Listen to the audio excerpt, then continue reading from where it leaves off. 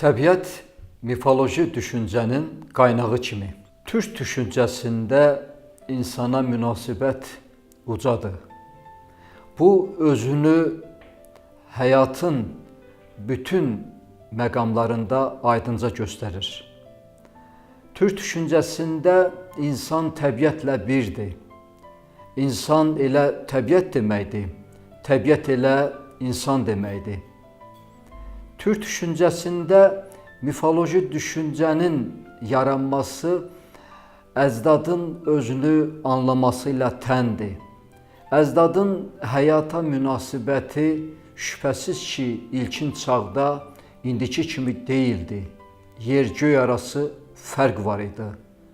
Təbiətin ayrı-ayrı məqamlarının anlaşılması, gecənin sükutu, günəşin doğması, günəşin batması, eşitdiyi qəribə səslərin yavaş-yavaş ağlında anlaşılması, yaxud da anlaşılmazlığı, habelə çayın axması, qəribə səslərin uğultusu əcdadı düşündürürdü. Bütün bunlarsa onun mifoloji duyumunun yaranmasını şərtləndirirdi. Əcdad anlayırdı ki, dünya ilə onun arasında əslində heç bir yadlıq yoxdur. Çünki onun fitrəti aşkarlanırdı. Dünyaya, həyata münasibəti yavaş-yavaş formalaşırdı. O bunu bir düşüncə yönünə gətirməyə çalışırdı. Məncə mifik düşüncənin yaranmasında əsas bu şərt var ki, əcdad onu xüsusi şəkildə mənalandıra bilmirdi, amma fitri duyum var idi.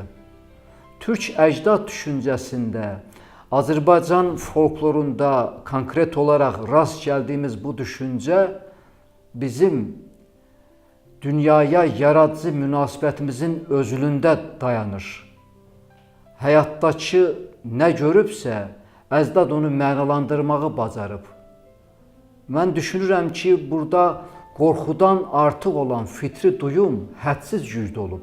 Sonradan bu musiqiyə çevrilir, ədəbiyyata çevrilir. Yəni folklor düşüncəsindən zaman-zaman xalqın ömrünə, onun ayrı-ayrı mərhələlərdə, sivilizasiyalarda özünü təsdiqinə gətirib çıxardır. Bu mərhələlər birdən-birə yaranmadı və folklor düşüncəsi həmin bu mərhələnin başlanğıcı, həm də ardıcıl yaşatıcısı oldu. Azərbaycan folklor düşüncəsində mifik duyum özünü bütün janrlarda göstərir.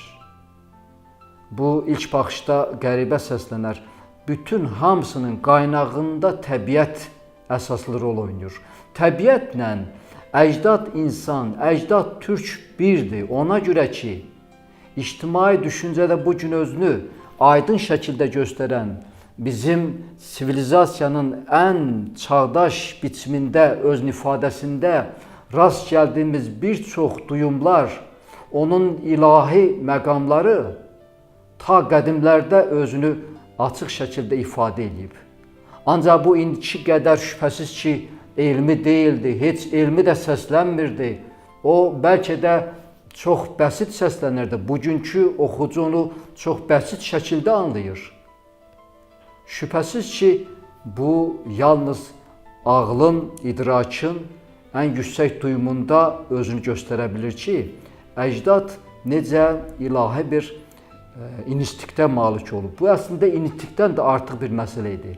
Konkret olaraq təbiəti anlamaq, təbiəti dərk etmək, təbiətlə bir olmaq, təbiətin, dünyanın yaranmasında, həyatın yaranmasında əcdadın özünün iştirakını görmək, bilmək.